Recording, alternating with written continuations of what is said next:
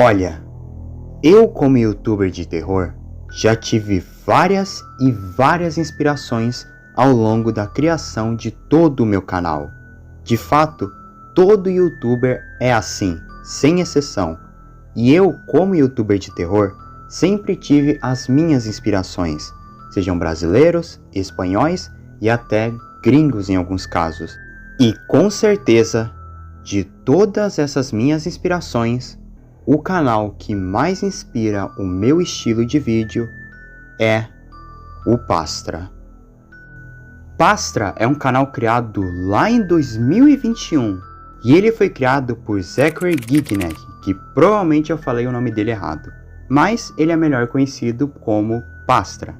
E ele ficou bastante conhecido no YouTube, principalmente pelos seus vídeos de Five Nights at Freddy's, mas ao longo dos anos ele foi se esgueirando em outras coisas de terror, das mais diversas possíveis, desde filmes, jogos, analog horrors, creepypastas e até coisas que nem sejam de terror.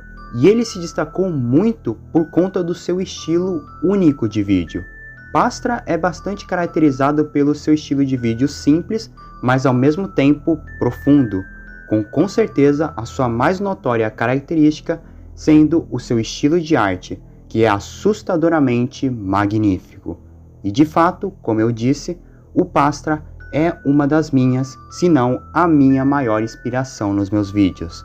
Todo esse meu estilo, personagem no canto esquerdo da tela, falando de várias coisas de terror, sempre foi muito inspirado nele. Afinal, Pastra é com certeza um dos meus youtubers favoritos. Não só de terror, inclusive. Mas vocês devem estar me perguntando, por que exatamente eu estou falando sobre o Pastra?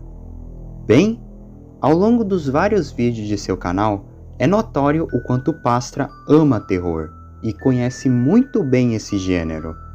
E assim, depois de algumas pequenas pistas que ele foi deixando em seus vídeos, ele fez um anúncio. Um anúncio de algo que misturava o seu personagem que ele usa nos vídeos, filmes antigos de terror, analog horror, found footage e, em especial, uma data: Halloween. E nisso surgiu Dreams of Insomniac. Um analog horror inteiro criado pelo Pastra, que usa o próprio personagem do Pastra nos vídeos como o seu principal antagonista. E com certeza, esse é um dos melhores analog horrors que eu já tive o prazer de assistir, sendo junto de The Man in the Switch um dos meus analog horrors favoritos. Mas, infelizmente, ele não é muito comentado aqui no Brasil e no resto do mundo em geral. Mas, eu como grande fã do Pastra e suas histórias, não podia perder a chance de falar sobre esse tão incrível, porém subestimado, analog horror. Venham comigo, meus amigos, e vamos entender o melhor analog horror que você provavelmente não conhece.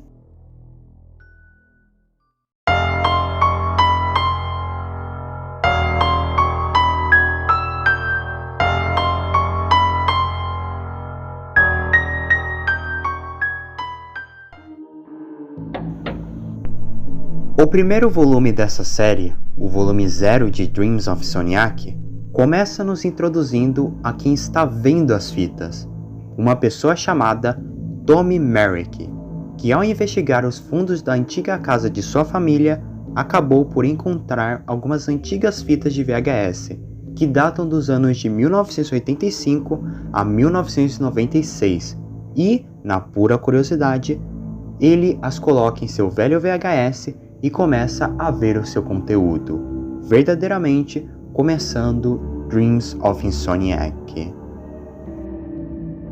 O vídeo começa com um anúncio de jornal de 1986 relatando sobre um caso que ocorreu numa pequena e até então pacata cidade chamada Estridge County, onde a notícia fala sobre uma situação estranha de uma pequena loja local chamada Grimson's, que havia sido invadida e tendo uma única coisa roubada: Nisso começa uma entrevista com o dono da loja, sobre isso ser uma situação meio estranha. Afinal, de tantos pertences, como o dinheiro do caixa ou alguma comida do lugar, não tinham sequer sido tocados.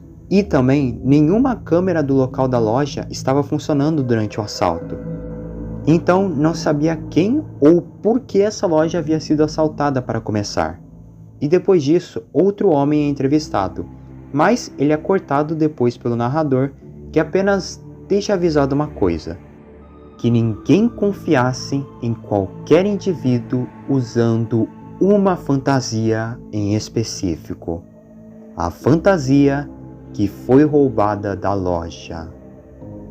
Nisso, o vídeo é cortado para alguns dias depois desse caso, mais especificamente na noite de Halloween da cidade, onde das 6 horas até o resto da noite da data festiva, haviam se ocorrido cerca de 6 desaparecimentos de crianças. Começando outra entrevista, nesse caso com Alex Williams, que é inclusive o Pastra na vida real. Ele conta sobre como foi toda essa situação, onde no começo era apenas mais uma noite normal de Halloween, como sempre acontece nos Estados Unidos, mas aí várias mães começaram a aparecer procurando por suas crianças, sendo elas Jason McDonald, John Thompson, Ashley Wright, William Lewis, Norman Harris e Sam Wilson. O único suspeito foi uma espécie de homem, vestindo uma fantasia composta de um casaco com capuz de cores laranja, longos e listrados chifres, uma cauda preta, além de longos e brilhosos dentes e olhos amarelos. E o principal investigador e policial nesse caso era o oficial Kruger, que lamenta a morte e o desaparecimento dessas crianças e se assegura que vai encontrar quem tenha feito essa monstruosidade. Para logo em seguida, antes de sua foto sumir, conseguirmos ver bem de relance um rosto deformado se formando atrás de sua foto. Bem, como último aviso do noticiário, é que é recomendado as pessoas manterem as janelas e portas fechadas e não confiar em ninguém usando aquela fantasia. Nisso, pulamos para 3 anos no futuro, em 1989, daquela mesma cidade. Foram encontradas as filmagens perdidas do roubo na loja de 1986, sendo esse o nosso primeiro contato com ele.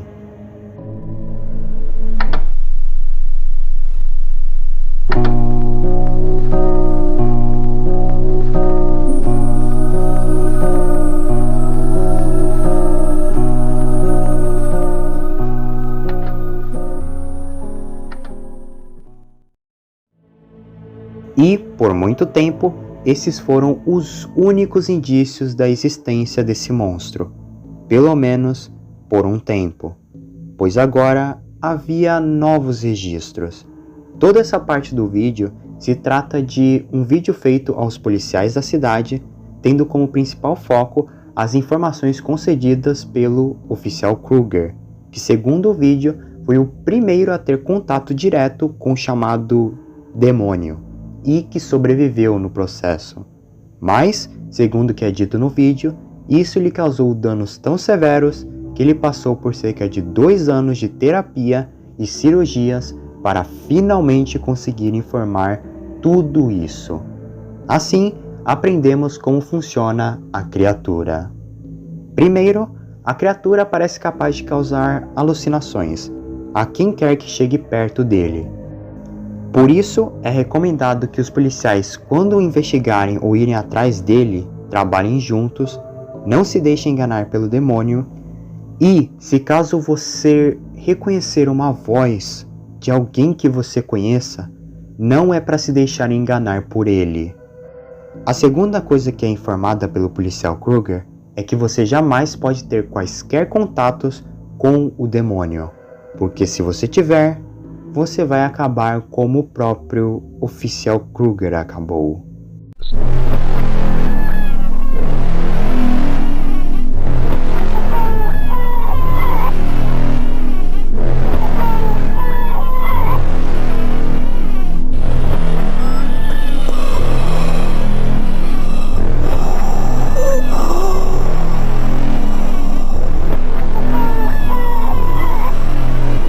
Por isso, é recomendado manter distância do demônio e não se aproximar a não ser que seja muito necessário, e prestar ajuda a alguém que tenha entrado em contato com ele.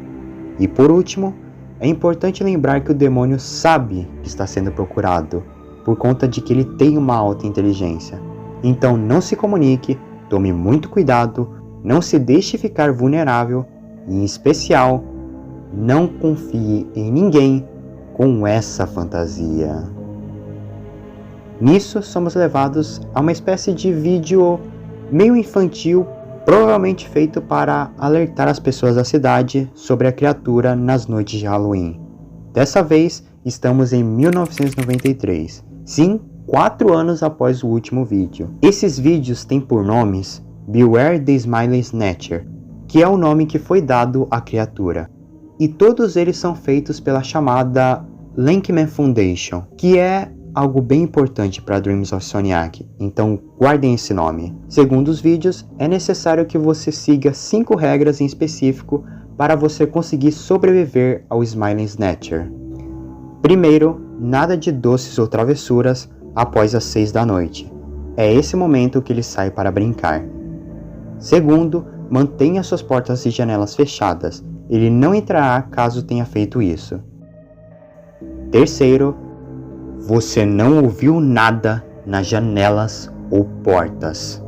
Quarta regra, você não ouviu nada na janela. Quarta regra, se você escutar alguém que conhece fora de sua casa, não confie. Ele é apenas o demônio tentando entrar.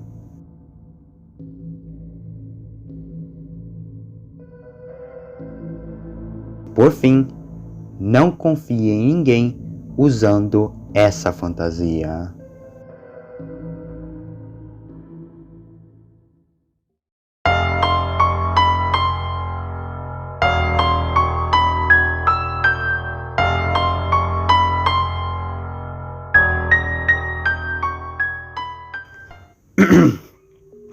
Ok, eu preciso explicar muita coisa. O demônio, ou Smiling Snatcher, como ele é chamado, tem por nome verdadeiro Clyde. Como eu disse, ele é a principal marca do canal do Pastra e o personagem que ele usa para se representar em seus vídeos normais. Mas, nessa história, ele é o principal vilão. E o Clyde, ele não é um demônio, ele não é uma pessoa fantasiada, nem nada disso. Ele é um Veldegan.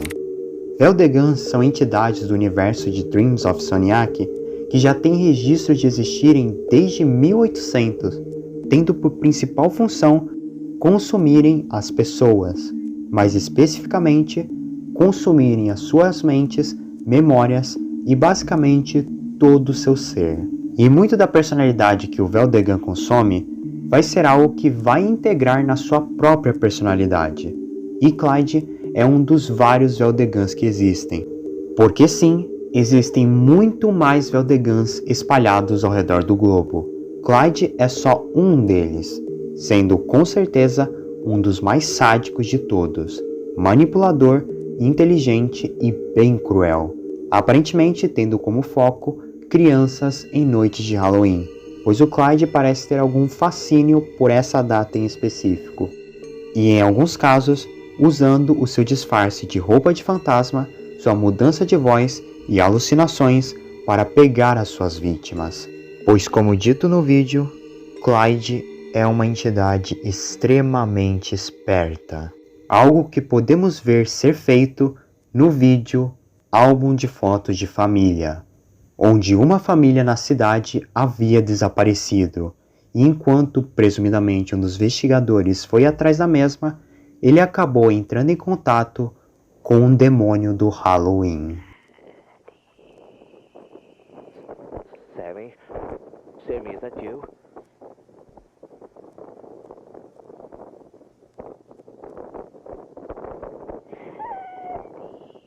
I'm right here, Sammy. You're gonna have to help me though, honey. I can't find you.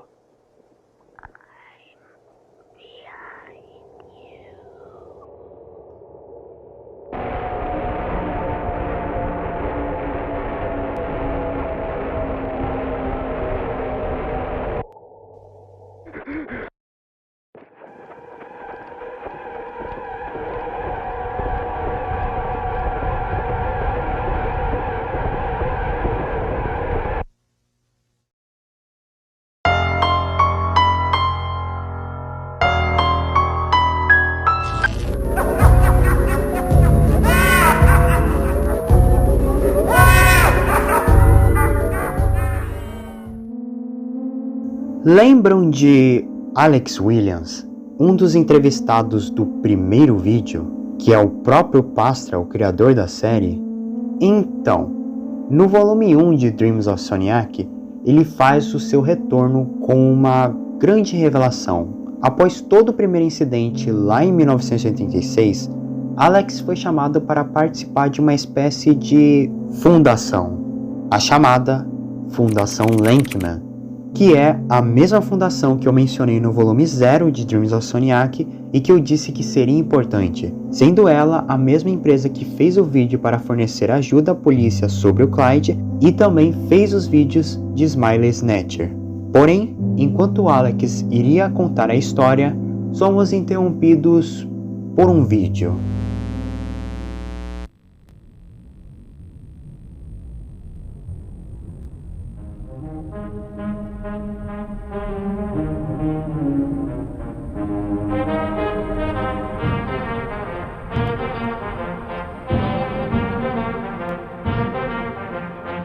Hello. You don't know me, but I certainly know you.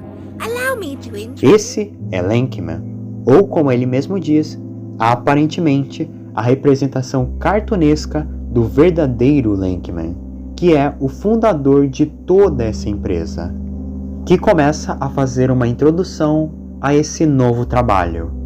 Basicamente, a Fundação Lankman tem por principal objetivo estudar, conhecer e investigar os Veldegans da maneira que conseguirem. Inclusive, foram eles que guardaram os registros do ataque do Clyde que eu mostrei antes, o que de começo parece até uma atitude nobre, não é mesmo?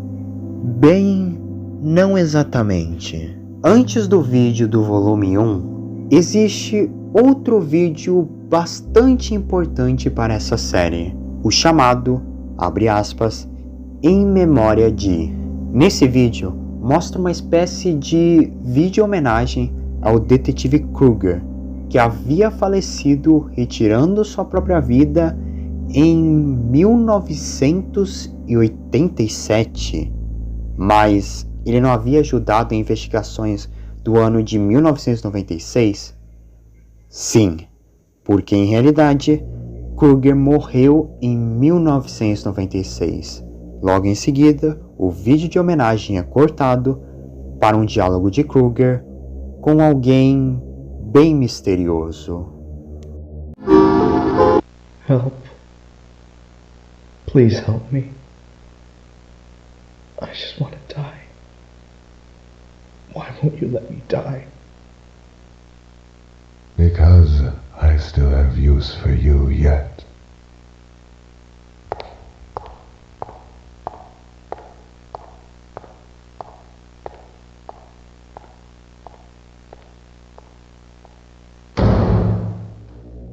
E com isso lhes mostrado, eu posso contar a vocês o relato de Alex.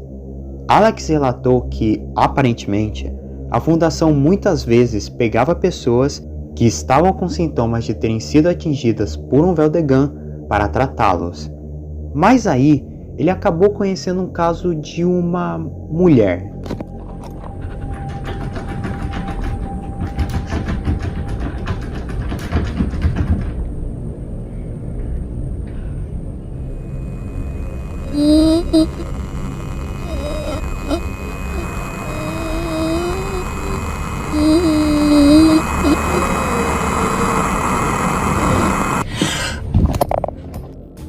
Que havia sido pega por essa organização, mas que não demonstrava nenhum sintoma de ter entrado em contato com o Veldegan.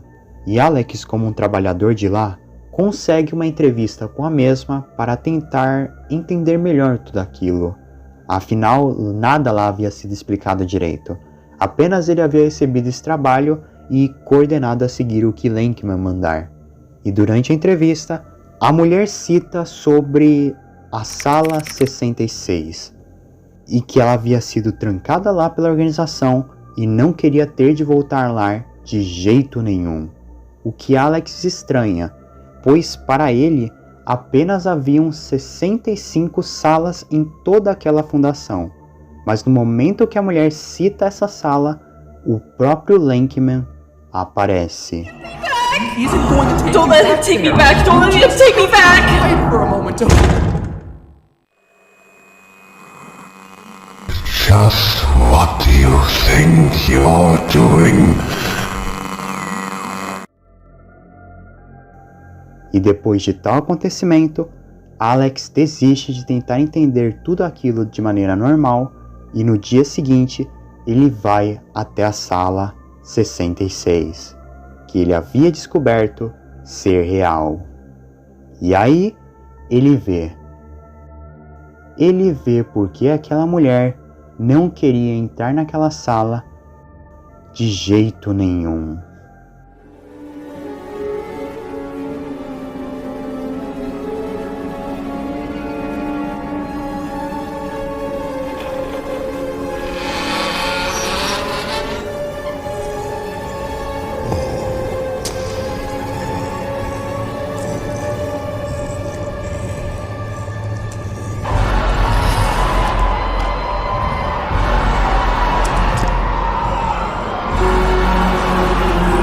Help me!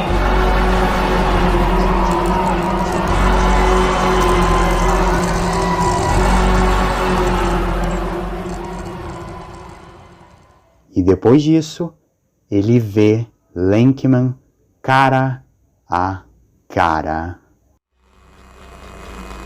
Looks like someone wandered somewhere they aren't supposed to be.